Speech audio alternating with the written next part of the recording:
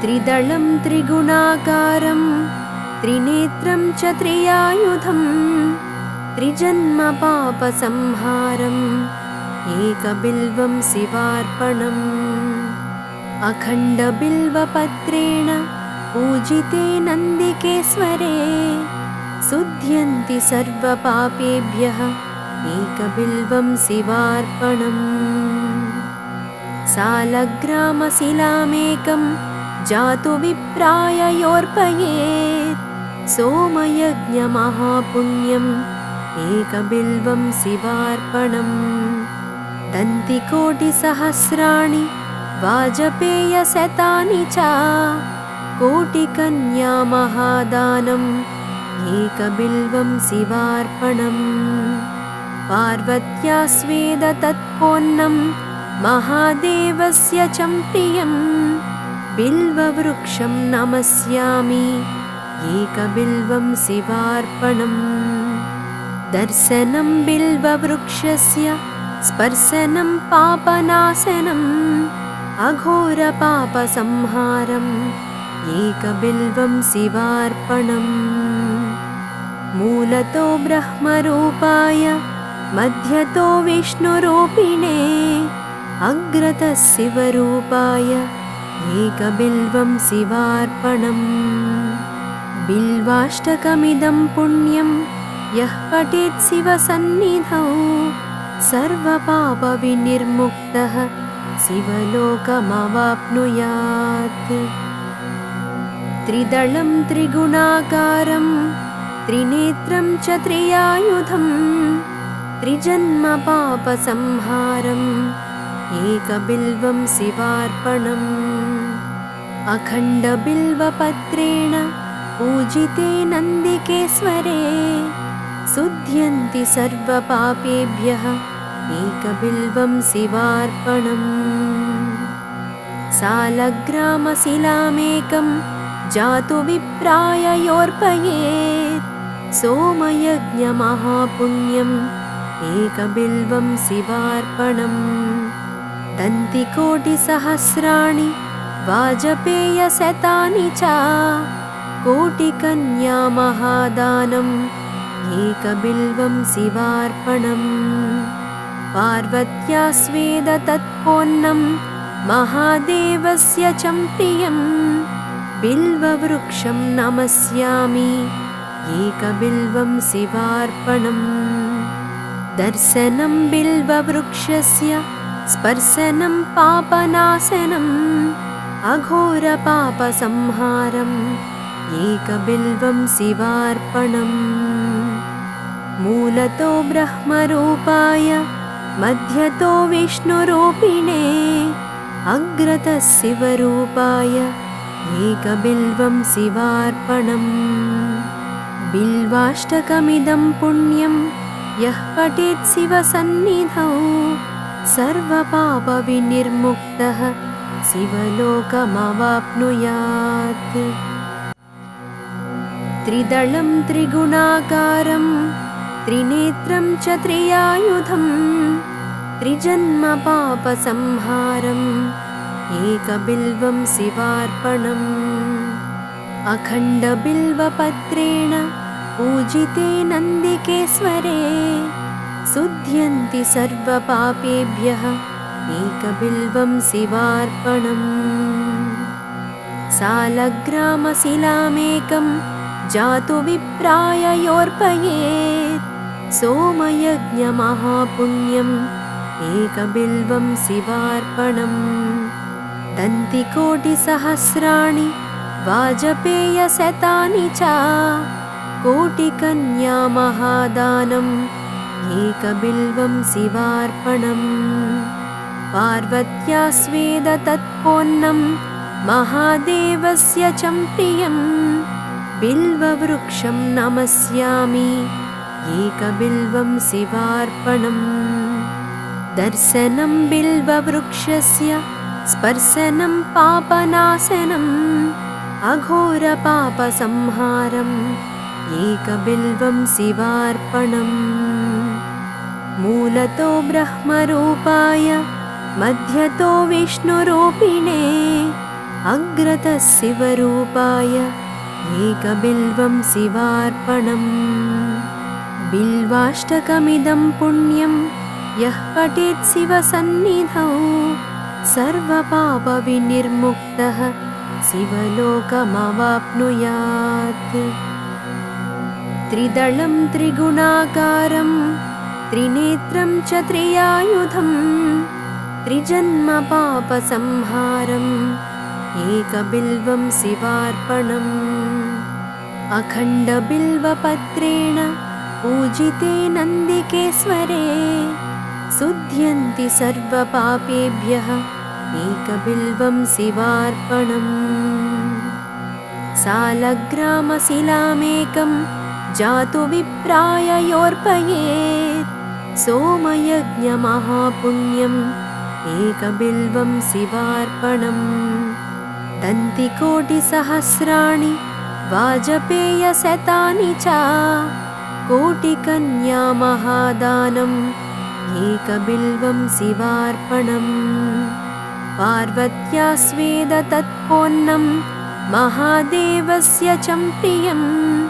बिल्ववृक्षं नमस्यामि एकबिल्वं शिवार्पणम् दर्शनं बिल्ववृक्षस्य स्पर्शनं पापनाशनम् अघोरपापसंहारम् एकबिल्वं शिवार्पणम् मूलतो ब्रह्मरूपाय मध्यतो विष्णुरूपिणे अग्रतः शिवरूपाय एकबिल्वं शिवार्पणम् बिल्वाष्टकमिदं पुण्यं यः पठेत् शिवसन्निधौ सर्वपापविनिर्मुक्तः शिवलोकमवाप्नुयात्। त्रिदलं त्रिगुणाकारं त्रिनेत्रं च त्रियायुधं त्रिजन्मपापसंहारम् एकबिल्वं शिवार्पणम् अखण्डबिल्वपत्रेण पूजिते नन्दिकेश्वरे शुध्यन्ति सर्वपापेभ्यः एकबिल्वं शिवार्पणम् सालग्रामशिलामेकं जातु विप्राय योऽर्पयेत् सोमयज्ञमहापुण्यम् एकबिल्वं शिवार्पणम् दन्तिकोटिसहस्राणि वाजपेयशतानि च कोटिकन्यामहादानम् एकबिल्वं शिवार्पणम् पार्वत्या स्वेदतत्पोन्नं महादेवस्य च प्रियं बिल्ववृक्षं नमस्यामि एकबिल्वं शिवार्पणम् दर्शनं बिल्ववृक्षस्य स्पर्शनं पापनाशनम् अघोरपापसंहारम् एकबिल्वं शिवार्पणम् मूलतो ब्रह्मरूपाय मध्यतो विष्णुरूपिणे अग्रतः शिवरूपाय एकबिल्वं शिवार्पणम् बिल्वाष्टकमिदं पुण्यं यः पठेत् शिवसन्निधौ सर्वपापविनिर्मुक्तः शिवलोकमवाप्नुयात्। त्रिदलं त्रिगुणाकारं त्रिनेत्रं च त्रियायुधं त्रिजन्मपापसंहारम् एकबिल्वं शिवार्पणम् अखण्डबिल्वपत्रेण पूजिते नन्दिकेश्वरे शुध्यन्ति सर्वपापेभ्यः एकबिल्वं शिवार्पणम् सालग्रामशिलामेकं जातु विप्राय योऽर्पयेत् सोमयज्ञमहापुण्यम् एकबिल्वं शिवार्पणम् दन्तिकोटिसहस्राणि वाजपेयशतानि च कोटिकन्यामहादानम् एकबिल्वं शिवार्पणम् पार्वत्या स्वेदतत्पोन्नं महादेवस्य च प्रियं बिल्ववृक्षं नमस्यामि एकबिल्वं शिवार्पणम् दर्शनं बिल्ववृक्षस्य स्पर्शनं पापनाशनम् अघोरपापसंहारम् एकबिल्वं शिवार्पणम् मूलतो ब्रह्मरूपाय मध्यतो विष्णुरूपिणे अग्रतः शिवरूपाय एकबिल्वं शिवार्पणम् बिल्वाष्टकमिदं पुण्यं यः पठेत् शिवसन्निधौ सर्वपापविनिर्मुक्तः शिवलोकमवाप्नुयात् त्रिदलं त्रिगुणाकारं त्रिनेत्रं च त्रियायुधं त्रिजन्मपापसंहारम् एकबिल्वं शिवार्पणम् अखण्डबिल्वपत्रेण पूजिते नन्दिकेश्वरे शुध्यन्ति सर्वपापेभ्यः एकबिल्वं शिवार्पणम् सालग्रामशिलामेकं जातु विप्राय योऽर्पयेत् सोमयज्ञमहापुण्यम् एकबिल्वं शिवार्पणम् दन्तिकोटिसहस्राणि वाजपेयशतानि च कोटिकन्यामहादानम् एकबिल्वं शिवार्पणम् पार्वत्या स्वेदतत्पोन्नं महादेवस्य च प्रियम् बिल्ववृक्षं नमस्यामि एकबिल्वं शिवार्पणम् दर्शनं बिल्ववृक्षस्य स्पर्शनं पापनाशनम् अघोरपापसंहारम् एकबिल्वं शिवार्पणम् मूलतो ब्रह्मरूपाय मध्यतो विष्णुरूपिणे अग्रतः शिवरूपाय एकबिल्वं शिवार्पणम् बिल्वाष्टकमिदं पुण्यं यः पठेत् शिवसन्निधौ सर्वपापविनिर्मुक्तः शिवलोकमवाप्नुयात् त्रिदलं त्रिगुणाकारं त्रिनेत्रं च त्रियायुधं त्रिजन्मपापसंहारम् एकबिल्वं शिवार्पणम् अखण्डबिल्वपत्रेण पूजिते नन्दिकेश्वरे शुध्यन्ति सर्वपापेभ्यः एकबिल्वं शिवार्पणम् सालग्रामशिलामेकं जातु विप्राय योऽर्पयेत् सोमयज्ञमहापुण्यम् एकबिल्वं शिवार्पणम् दन्तिकोटिसहस्राणि वाजपेयशतानि च कोटिकन्यामहादानम् एकबिल्वं शिवार्पणम् पार्वत्या स्वेदतत्पोन्नं महादेवस्य च प्रियम् बिल्ववृक्षं नमस्यामि एकबिल्वं शिवार्पणम् दर्शनं बिल्ववृक्षस्य स्पर्शनं पापनाशनम् अघोरपापसंहारम् एकबिल्वं शिवार्पणम् मूलतो ब्रह्मरूपाय मध्यतो विष्णुरूपिणे अग्रतः शिवरूपाय एकबिल्वं शिवार्पणम् बिल्वाष्टकमिदं पुण्यं यः पठेत् शिवसन्निधौ सर्वपापविनिर्मुक्तः शिवलोकमवाप्नुयात् त्रिदलं त्रिगुणाकारं त्रिनेत्रं च त्रियायुधं त्रिजन्मपापसंहारम् एकबिल्वं शिवार्पणम् अखण्डबिल्वपत्रेण पूजिते नन्दिकेश्वरे शुध्यन्ति सर्वपापेभ्यः एकबिल्वं शिवार्पणम् सालग्रामशिलामेकं जातु विप्राय योऽर्पयेत् सोमयज्ञमहापुण्यम् एकबिल्वं शिवार्पणम् दन्तिकोटिसहस्राणि वाजपेयशतानि च कोटिकन्यामहादानम् एकबिल्वं शिवार्पणम् पार्वत्या स्वेदतत्पोन्नं महादेवस्य च प्रियं बिल्ववृक्षं नमस्यामि एकबिल्वं शिवार्पणम् दर्शनं बिल्ववृक्षस्य स्पर्शनं पापनाशनम् अघोरपापसंहारम् एकबिल्वं शिवार्पणम् मूलतो ब्रह्मरूपाय मध्यतो विष्णुरूपिणे अग्रतः शिवरूपाय एकबिल्वं शिवार्पणम्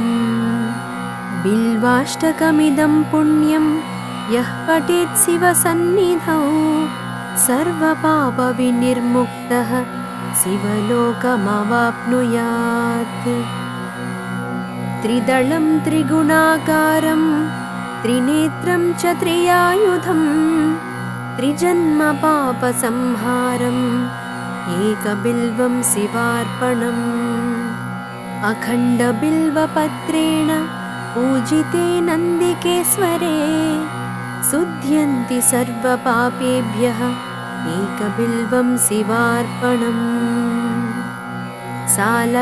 सालग्रामशिलामेकं जातु विप्राय योऽर्पयेत् सोमयज्ञमहापुण्यम् एकबिल्वं शिवार्पणम् दन्तिकोटिसहस्राणि वाजपेयशतानि च कोटिकन्यामहादानम् एकबिल्वं शिवार्पणम् पार्वत्या स्वेदतत्पोन्नं महादेवस्य च प्रियं बिल्ववृक्षं नमस्यामि एकबिल्वं शिवार्पणम् दर्शनं बिल्ववृक्षस्य स्पर्शनं पापनाशनम् अघोरपापसंहारम् एकबिल्वं शिवार्पणम् मूलतो ब्रह्मरूपाय मध्यतो विष्णुरूपिणे अग्रतः शिवरूपाय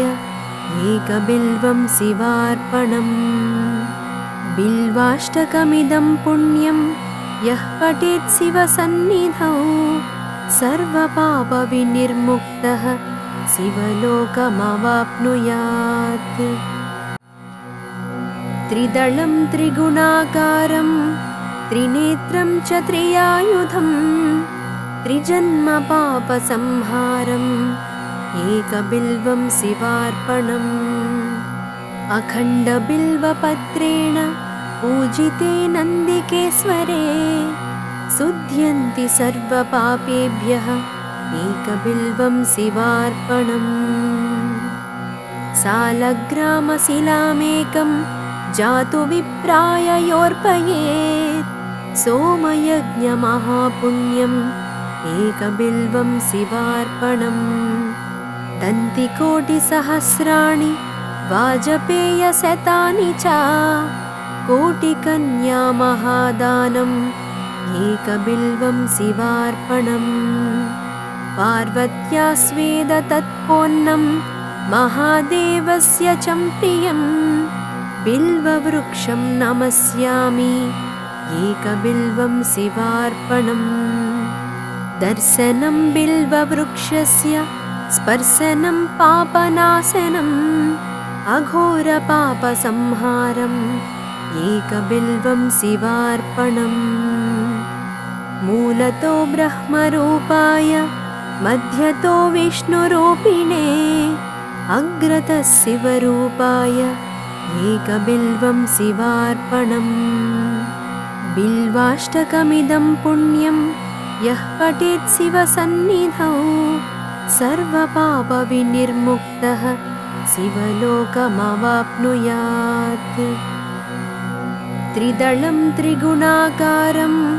त्रिनेत्रं च त्रियायुधं त्रिजन्मपापसंहारम् एकबिल्वं शिवार्पणम् अखण्डबिल्वपत्रेण पूजिते नन्दिकेश्वरे शुध्यन्ति सर्वपापेभ्यः एकबिल्वं शिवार्पणम् सालग्रामशिलामेकं जातु विप्राय योर्पयेत् सोमयज्ञमहापुण्यम् एकबिल्वं शिवार्पणम् दन्तिकोटिसहस्राणि वाजपेयशतानि च कोटिकन्यामहादानम् एकबिल्वं शिवार्पणम् पार्वत्या स्वेद तत्पोन्नं महादेवस्य च प्रियं बिल्ववृक्षं नमस्यामि एकबिल्वं शिवार्पणम् दर्शनं बिल्ववृक्षस्य स्पर्शनं पापनाशनम् अघोरपापसंहारम् एकबिल्वं शिवार्पणम् मूलतो ब्रह्मरूपाय मध्यतो विष्णुरूपिणे अग्रतः शिवरूपाय एकबिल्वं शिवार्पणम् बिल्वाष्टकमिदं पुण्यं यः पठेत् शिवसन्निधौ सर्वपापविनिर्मुक्तः शिवलोकमवाप्नुयात् त्रिदलं त्रिगुणाकारं त्रिनेत्रं च त्रियायुधं त्रिजन्मपापसंहारम् एकबिल्वं शिवार्पणम् अखण्डबिल्वपत्रेण पूजिते नन्दिकेश्वरे शुध्यन्ति सर्वपापेभ्यः एकबिल्वं शिवार्पणम् सालग्रामशिलामेकं जातु विप्राय योर्पयेत् सोमयज्ञमहापुण्यम् एकबिल्वं शिवार्पणम् दन्तिकोटिसहस्राणि वाजपेयशतानि च कोटिकन्यामहादानम् एकबिल्वं शिवार्पणम् पार्वत्या स्वेद तत्पोन्नं महादेवस्य च प्रियं बिल्ववृक्षं नमस्यामि एकबिल्वं शिवार्पणम् दर्शनं बिल्ववृक्षस्य स्पर्शनं पापनाशनम् अघोरपापसंहारम् एकबिल्वं शिवार्पणम् मूलतो ब्रह्मरूपाय मध्यतो विष्णुरूपिणे अग्रतः शिवरूपाय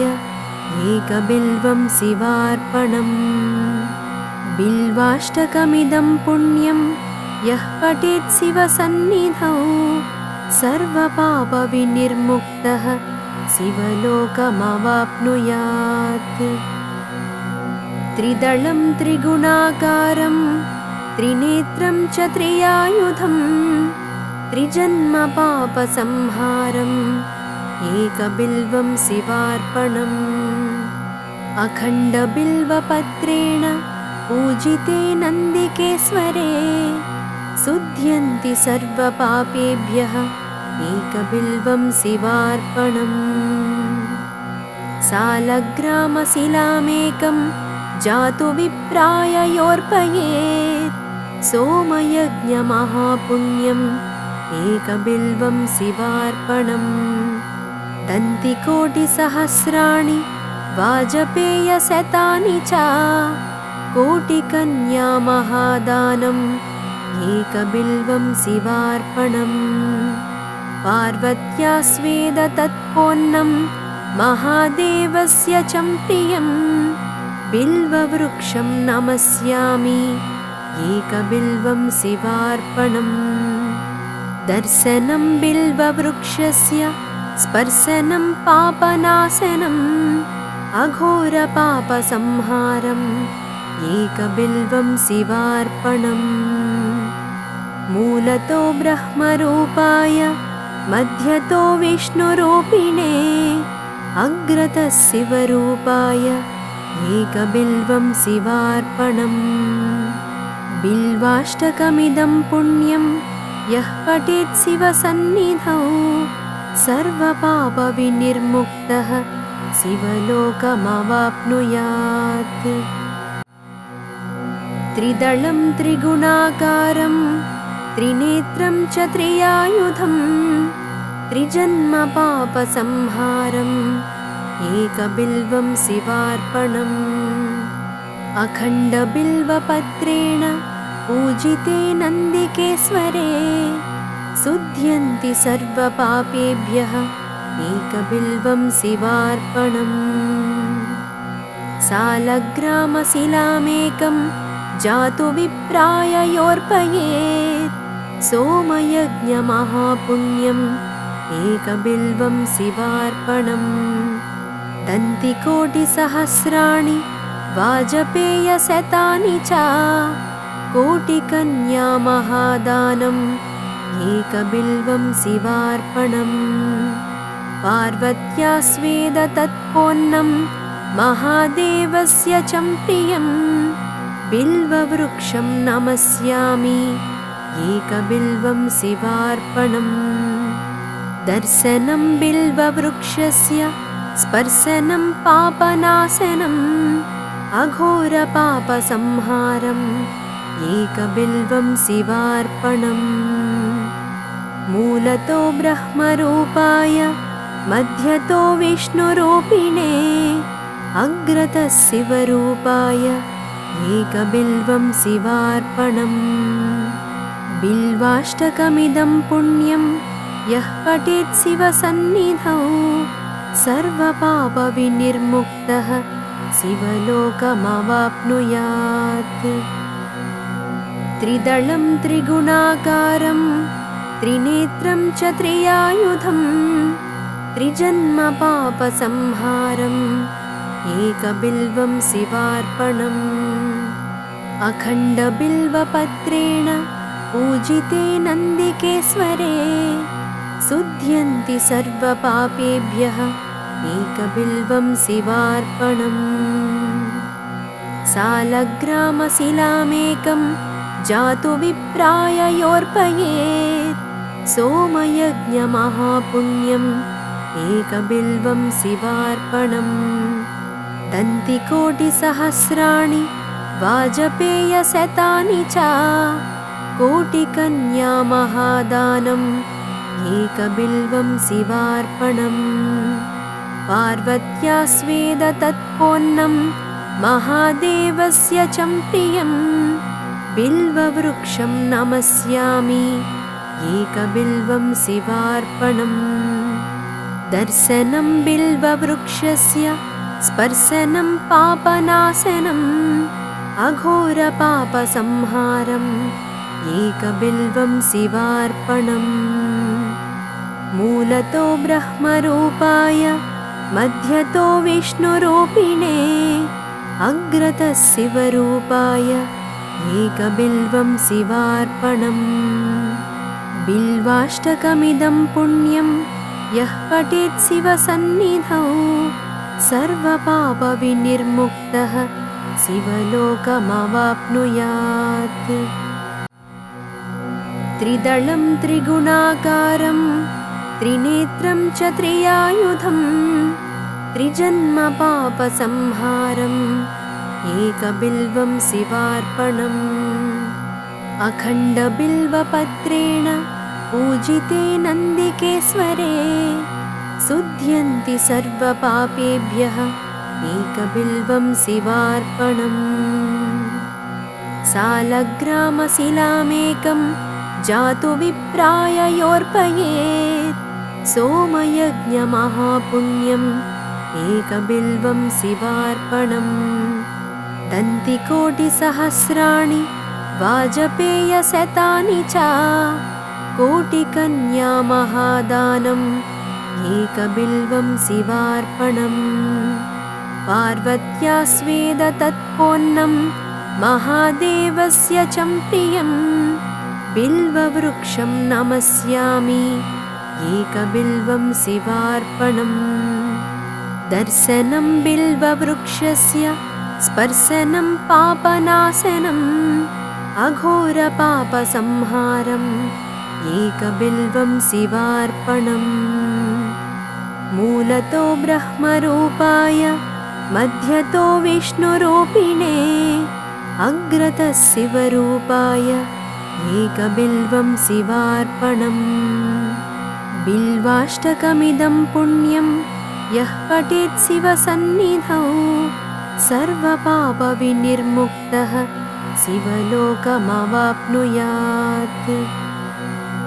त्रिदलं त्रिगुणाकारं त्रिनेत्रं च त्रियायुधं त्रिजन्मपापसंहारम् एकबिल्वं शिवार्पणम्।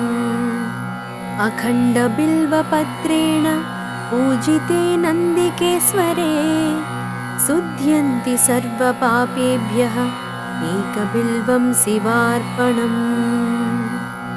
सालग्रामशिलामेकं जातु विप्राय योऽर्पयेत् सोमयज्ञमहापुण्यम् एकबिल्वं शिवार्पणम्। दन्तिकोटिसहस्राणि वाजपेयशतानि च कोटिकन्यामहादानम् एकबिल्वं शिवार्पणम्। पार्वत्या स्वेदतत्पोन्नं महादेवस्य च प्रियं बिल्ववृक्षं नमस्यामि एकबिल्वं शिवार्पणम्। दर्शनं बिल्ववृक्षस्य स्पर्शनं पापनाशनम् अघोरपापसंहारम् एकबिल्वं शिवार्पणम्। मूलतो ब्रह्मरूपाय मध्यतो विष्णुरूपिणे अग्रतः शिवरूपाय एकबिल्वं शिवार्पणम्। बिल्वाष्टकमिदं पुण्यं यः पठेत् शिवसन्निधौ सर्वपापविनिर्मुक्तः शिवलोकमवाप्नुयात्। त्रिदलं त्रिगुणाकारं त्रिनेत्रं च त्रियायुधं त्रिजन्मपापसंहारम् एकबिल्वं शिवार्पणम्। अखण्डबिल्वपत्रेण पूजिते नन्दिकेश्वरे शुध्यन्ति सर्वपापेभ्यः एकबिल्वं शिवार्पणम्। सालग्रामशिलामेकं जातु विप्राय योऽर्पयेत् सोमयज्ञमहापुण्यम् एकबिल्वं शिवार्पणम्। दन्तिकोटिसहस्राणि वाजपेयशतानि च कोटिकन्यामहादानम् एकबिल्वं शिवार्पणम्। पार्वत्या स्वेदतत्पोन्नं महादेवस्य च प्रियं बिल्ववृक्षं नमस्यामि एकबिल्वं शिवार्पणम्।